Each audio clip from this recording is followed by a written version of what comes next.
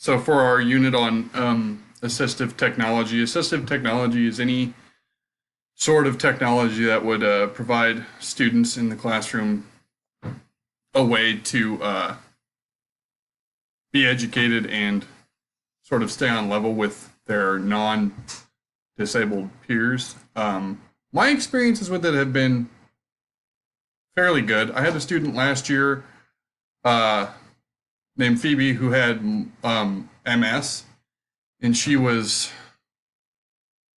bound to a wheelchair pretty much the entire time.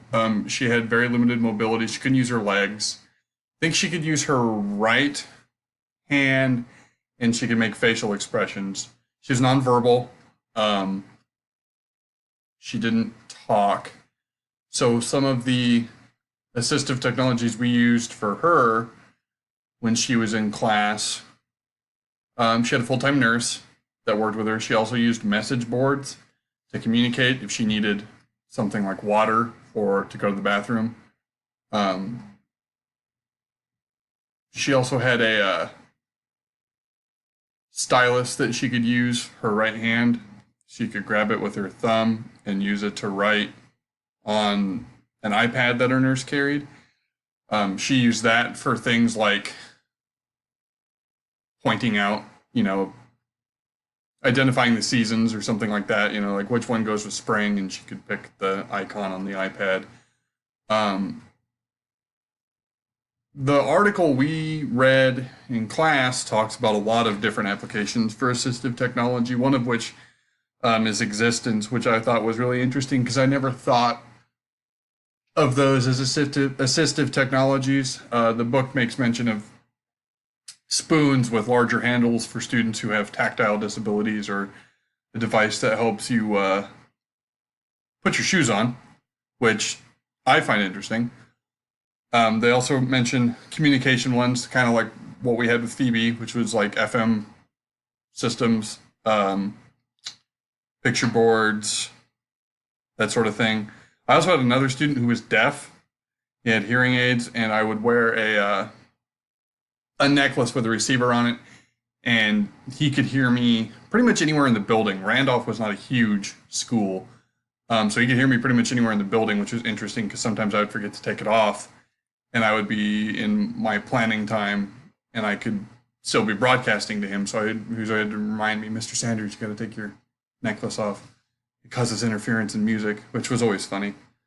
He's a good kid. And then there's also positioning, which is again something else that Phoebe had. Positioning refers to things like wheelchairs, anything that could help a student, who has a disability, makes it to where they can't sit normally or they can't stand normally. So braces or tilts or that sort of thing. One of the technologies we had for Phoebe that I didn't see mentioned in the book, which was really interesting. This is something I really liked for her, was the physical education aspect of assistive technologies. Phoebe had a fully motorized wheelchair that she was in, and she could go places with the nurse. But the motorized part was actually for when they would take the front portion of her wheelchair, which was like a tray. They would take that off and they would attach what essentially looked like the front section of a bicycle to it, and she could reach out with her right hand and grab a hold of the handlebars, and she could actually slowly steer herself with this bike that allowed her to kind of do some exercises, not a lot, but a few things that she could do for the physical education portion. She always loved it. She would always be laughing when we changed out the next section for her.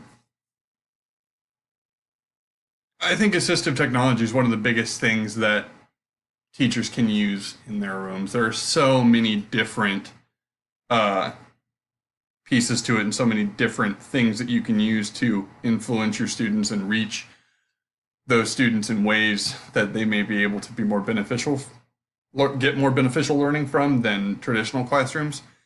Uh, we're supposed to find one and explain where we got it from, and I couldn't narrow it down to just one because there's so many different options. But the two that I really, really, really like that I think are really important to assistive technology, especially in the future, is the SmartBox. SmartBox is a communication assistive technology, and it's exactly what it sounds like. It's a box, but think of it similar to an iPad. And instead of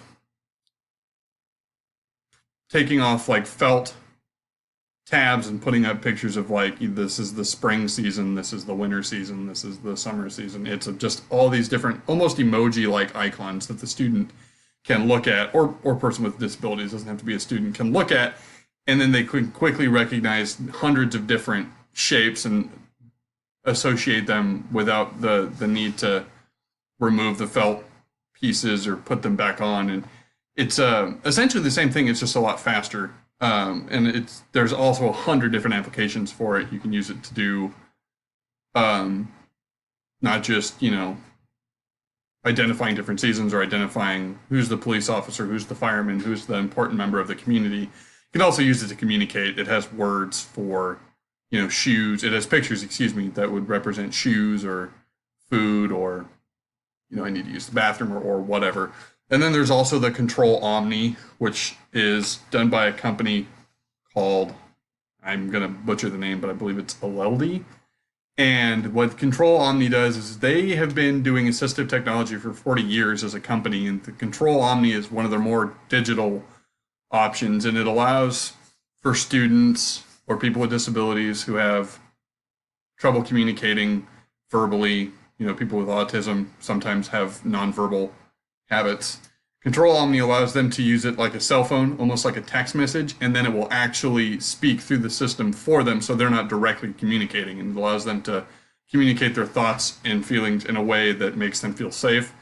And, a lot of students with autism don't like eye contact. I have a student this year who, when you're talking to him, will do anything he can not to look at you. He's listening, but he doesn't like the eye contact part, and he'll sway back and forth. He'll spin in circles. He's listening and he's hearing, but he doesn't like the eye contact. It makes him feel that everyone's focused on him, and he doesn't like it. And sometimes you can get behaviors that he wouldn't normally do if you're too focused on him. I also think things like wearable exoskeletons. Hyundai is coming up with one.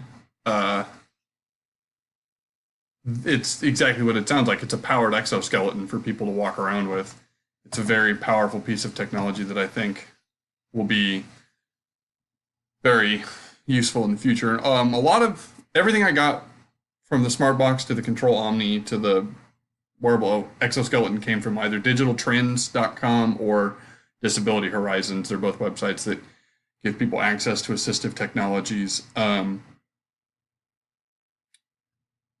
And I think that's really important because the more we have to reach out for people to make them aware of some of the assistive technologies, the better that is for our students.